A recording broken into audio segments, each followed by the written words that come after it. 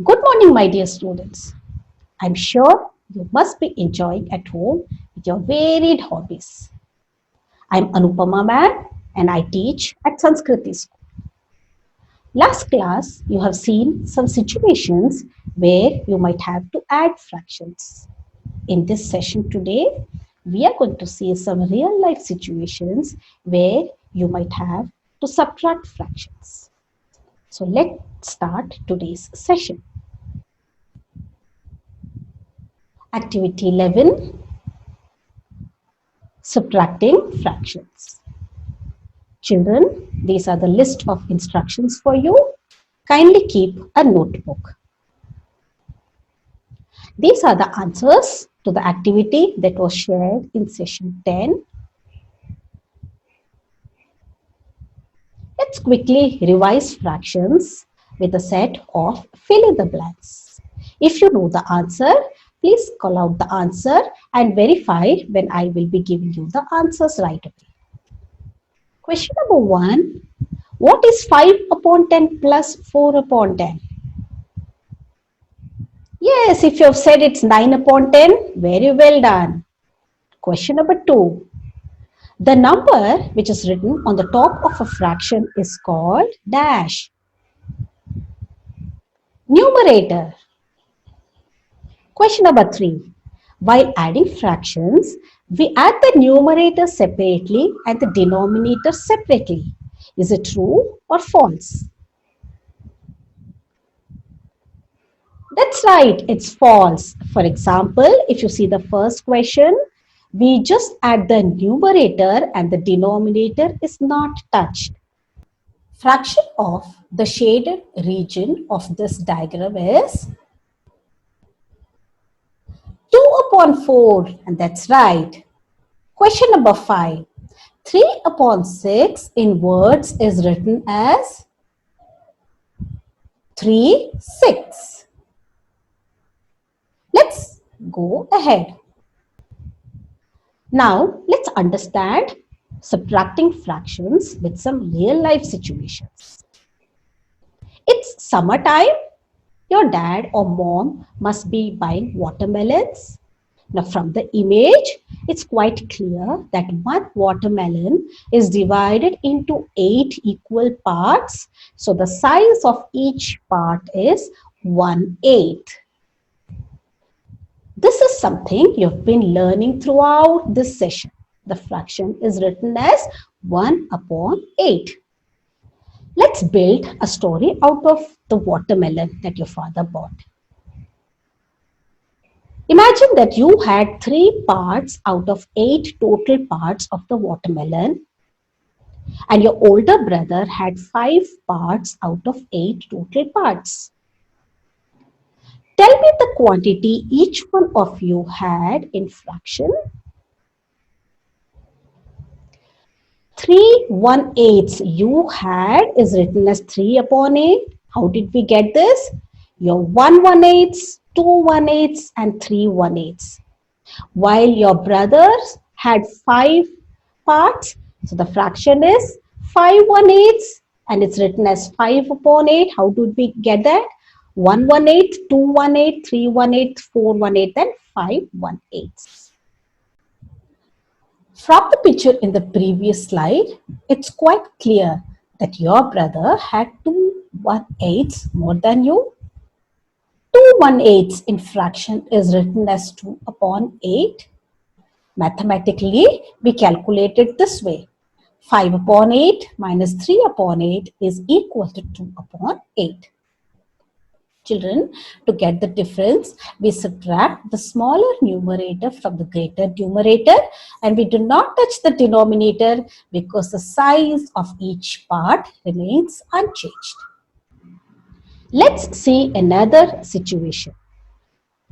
Your mom asked you to fetch a glass of water for her, and on your way, you dropped 1/4 quantity of water. This is something that happens every day at home. Now look at the image. This cylindrical glass is divided into 4 equal parts and the size of each part is 1/4. How much water is left for your mom in the glass? Let's find out. The total number of equal parts of the glass is 4. So each part is of size 1/4 and the fraction is written as 1/4. We will calculate how much of water is left for your mom in the glass mathematically. The water you dropped is 1/4, which is also called 1/4, and the fraction is written as 1/4. So if you dropped one part, 3 parts are left in the glass. Mathematically, we write this as 4/4 minus 1/4 is 3/4. We subtract 1/4 from a whole glass of water and you get 3/4. Subtracting improper fractions. Let's see some examples for this. Look at the slice of orange, which is divided into 9 equal parts. The orange slice has 9 equal parts and each part is 1/9 of the whole. You like oranges. So when your mom offered you slices of oranges, you had 17 such parts, which is 17 1/9. The fraction is written as 17/9. Your brother is not fond of oranges, so he ate just 5 parts, which is 5 1/9. The fraction is written as 5/9. You are interested to know how many slices of oranges you ate more than your brother. Let's begin the calculation. Keep the image of oranges before you. Your part is 17. The fraction is 17/9. 17 is a number which is more than one whole. Your brother's part is 5/9. We will subtract 5/9, which is your brother's part, from 17/9, which is the fraction you ate. So the result is 12/9. 12/9 is an improper fraction. Why? Because the numerator is greater than one whole. Children, do not leave an improper fraction as it is. You have to express it in terms of mixed fraction. 9 parts make one whole. 12 parts will consist of one whole and 3 parts from your second slice. Therefore, you have eaten 3/9 slices of oranges more than your brother. Another situation for improper fractions. Rohan celebrated his birthday by distributing chocolates to children in an orphanage. He gave 1 piece from a whole bar to each child. This is the chocolate bar which Rohan took with him. It has 8 equal parts. The size of each part is 1/8. The fraction is written as 1/8 of the bar. Always begin with something which we already know. Let's build the story. Rohan took with him 2 bars and he brought back 4 pieces. How many chocolate bars you think he would have distributed? Let's calculate. 1 chocolate bar has 8 pieces, so 2 bars will have 16 pieces and the fraction is 16/8. The fraction of pieces Rohan brought back home is 4. The fraction will be written as 4/8. Therefore, fraction of pieces Rohan distributed would be 16/8, which is whole, minus 44/8, which he brought back. So the pieces that he distributed is 12/8.